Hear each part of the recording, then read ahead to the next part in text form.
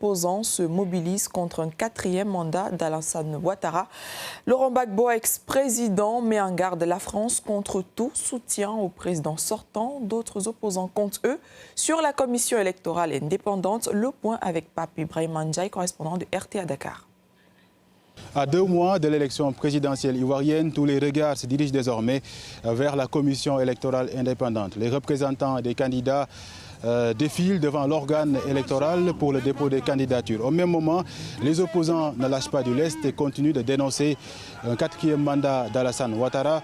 La France est aussi dans le viseur du Parti des peuples africains Côte d'Ivoire. Les camarades de l'ex-président ivoirien Laurent Gbagbo s'opposent à tout soutien de Paris au chef de l'État sortant. La mise en garde a été faite par le comité électoral de ce parti le 23 août 2025. Le comité central tient à interpeller et à mettre en garde les autorités françaises contre toute velléité de soutien au 4e mandat anticonstitutionnel de l'actuel chef de l'État ivoirien, Alassane Ouattara. Les représentations du PPACI à l'étranger doivent, dans un élan de protestation, déposer des motions d'interpellation auprès des représentations diplomatiques françaises en Amérique, en Europe et en Afrique. C'est de la France justement que Tidjane Thiam suit l'évolution de sa candidature.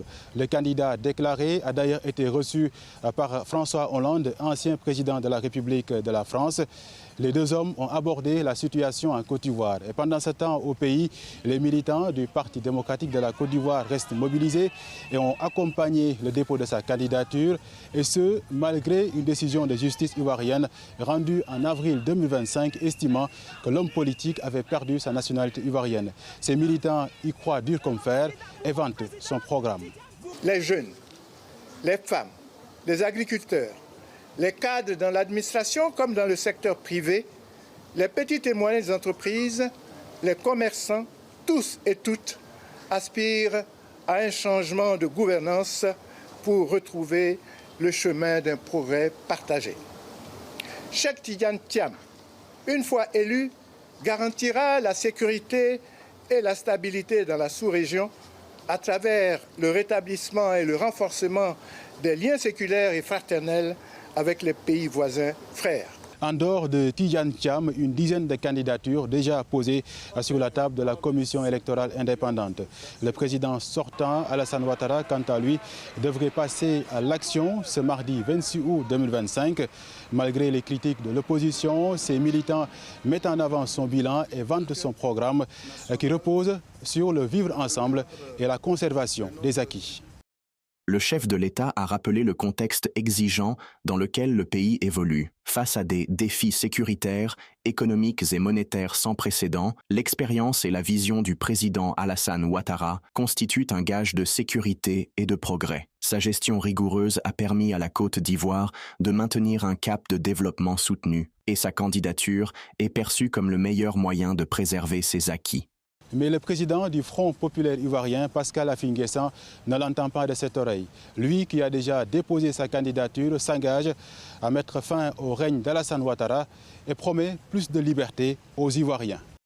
C'est une élection importante pour la Côte d'Ivoire car nous avons d'énormes défis à relever. Il nous faut mettre un terme au règne de M. Alassane Ouattara. Après 15 années de gouvernance marquées par l'insécurité, la corruption, la violation des droits de l'homme, le chômage de masse et la pauvreté généralisée, c'est un véritable défi pour notre pays. Nous devons empêcher M. Ouattara de briguer un 4e mandat. Ce serait une catastrophe pour la Côte d'Ivoire. Cette élection présidentielle n'est pas seulement celle des visages connus de la scène politique ivoirienne.